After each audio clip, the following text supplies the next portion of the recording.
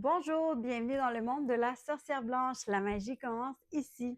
Alors aujourd'hui, je suis très heureuse de vous retrouver pour vous annoncer une super bonne nouvelle. En fait, j'ajoute un service à ma liste de services sur mon site web et j'ai nommé la lecture photo. Alors, la lecture photo, vous vous dites sûrement, mais c'est quoi ça?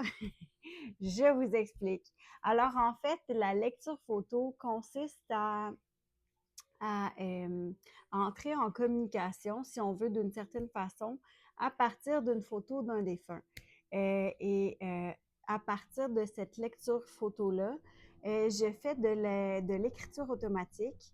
Euh, je tiens à préciser, c'est pas l'écriture automatique que tu regardes pas puis que ta main elle écrit tout seul. C'est plus comme de l'écriture inspirée, c'est-à-dire que l'information arrive en même temps que j'écris.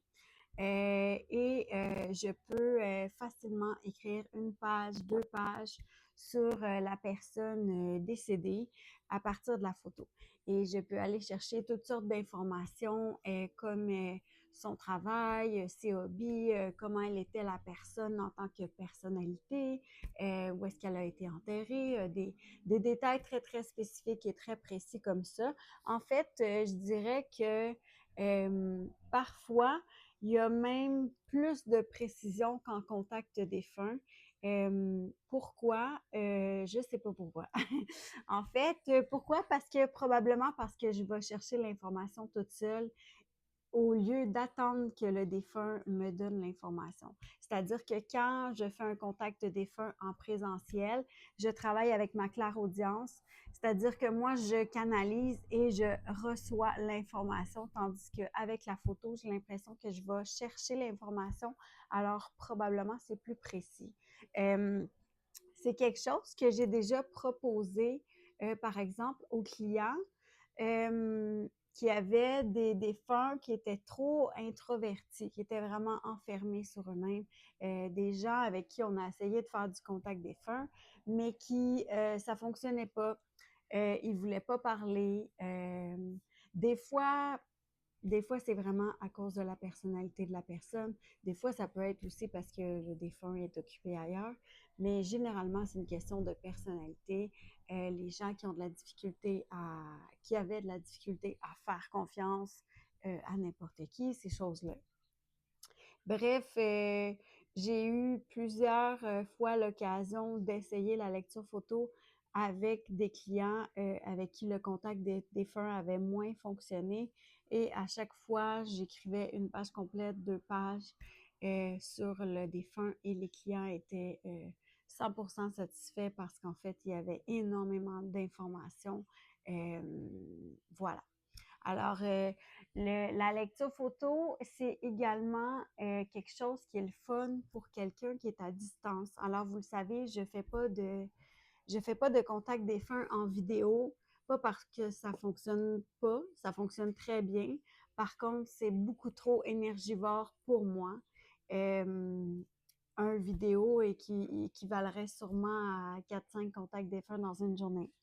Donc, je peux en faire trois back-à-back, mais un seul contact défunt par vidéo, ça me jette à terre pour le reste de la journée. Alors voilà, la lecture photo est une super belle option pour les gens qui restent loin euh, et pour les gens aussi qui peuvent avoir peur.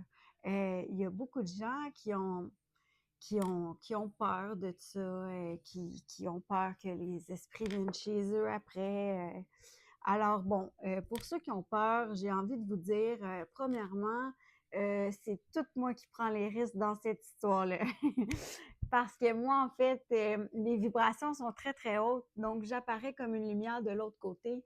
Et c'est pour ça que des entités peuvent vouloir venir se coller à moi pour prendre mon énergie, parce que mon énergie, c'est un peu, c'est le fait d'avoir des vibrations très, très hautes. Donc, c'est moi, en fait, qui est à risque là-dedans parce que le commun des mortels ne va pas apparaître comme une lumière de l'autre côté. Ils vont être pratiquement invisibles. Donc, il n'y a vraiment aucun danger pour le client.